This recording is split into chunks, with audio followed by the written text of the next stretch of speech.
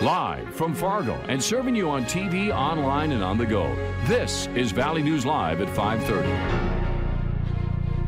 Breaking news to report to you at this hour. Valley Bus has confirmed with us that there is currently a missing child in the 1500 block of 5th Avenue South in Fargo. We have a reporter heading to the scene right now, so stick with Valley News Live as more information develops on this breaking story. And more breaking news as police are investigating human remains found in South Fargo.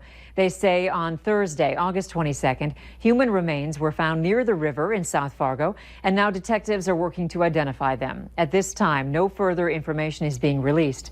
But again, stick with Valley News Live as we continue to follow this story. One woman is now behind bars after a traffic stop led to an officer being punched. Moorhead police say it happened after 1 this afternoon when they recognized 30-year-old Nicole Gonzalez, who had active warrants. Police were able to pull Gonzalez over, but when they walked up to her vehicle, they say she tried putting the car in drive. They say Gonzalez moved to the passenger side of the vehicle and took off on foot. Police say that's when she punched the officer in the face and was able to kick an officer in the chest. Officials say at the time of the traffic stop, a 9-year-old boy was in the vehicle. Gonzalez was later arrested and taken to the Clay County Jail. The 9-year-old boy was released to family members. Last week, we told you about a woman in the Deer Creek neighborhood who raised concerns about children's safety getting to and from the new elementary school. Within the last 3 days, the city has painted a crosswalk at an intersection and put up 2 school zone speed limit signs. But she said that wasn't enough. And today, as West Fargo started their first day back, several parents in Deer Creek reached out to us to echo the same concerns for their kids' safety. And that's where we find Valley News Team's crime and safety reporter, Bailey Hurley. Bailey? Now, Andrea, there weren't any parents to talk with me on camera today, but several parents told me that drop-off this morning at Deer Creek Elementary was a major concern. Now, one mom tells me that despite what she was told, there were no Fargo police officers patrolling the area, and she also says that there were kids crossing the road at every which way. Now, just like you said, there's only one official crosswalk in Deer Creek, and that's right where I'm standing right now at 56th and Deer Creek Parkway. Now, this is where every child in this neighborhood is supposed to cross from this side of the street over to the school, despite this crosswalk being about 2 blocks away yet from the school. Now, parents tell me that this cross is a major concern because, as you can hear behind me, this is a major road in Deer Creek. This is the only way that neighbors can get to 52nd Avenue, and parents say there's lots of speeding concerns here, saying that they want more crosswalks, they want more signs, they want more crosswalks near the school. Now, they all tell me that they've reached out to city leaders, but the city says that they don't have enough money in the budget for any of those needs right now. They say if anything were to happen, it would not be implemented until next year. Reporting live in South Fargo, Bailey Hurley, Valley News Live. All right, Bailey, thanks for that live report. If you need help with an issue in your community, call our whistleblower hotline, 237-6576, and leave your tip. A member of our investigative team will get on the case and go to work to expose the truth. Today, the West Fargo Public School District reported a record 11,501 students on its first day of the 2019-20 school year.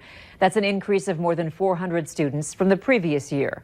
School leaders say enrollment numbers for kindergarten students will not be available until after it starts on Thursday.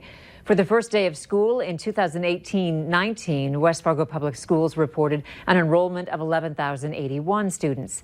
The addition of 420 students in 1 year is keeping in line with district projections that show an anticipated growth of 400 to 600 students per year through 2025. A little bit of a dip from yesterday's temps, and we're trying to stay dry. Not all of us are succeeding. Let's find out what's happening this evening with Nathan in No Wait Weather. Nathan?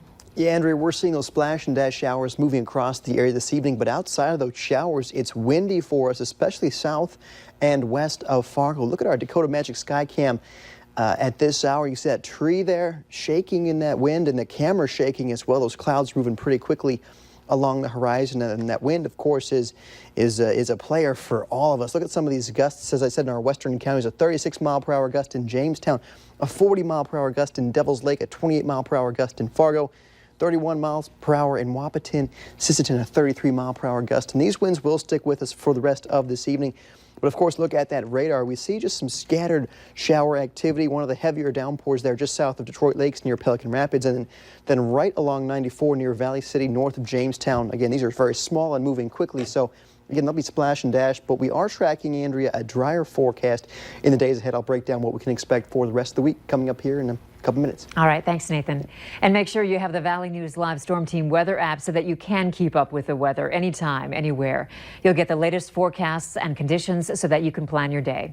All you have to do is search VNL Weather in the App Store and download it for free.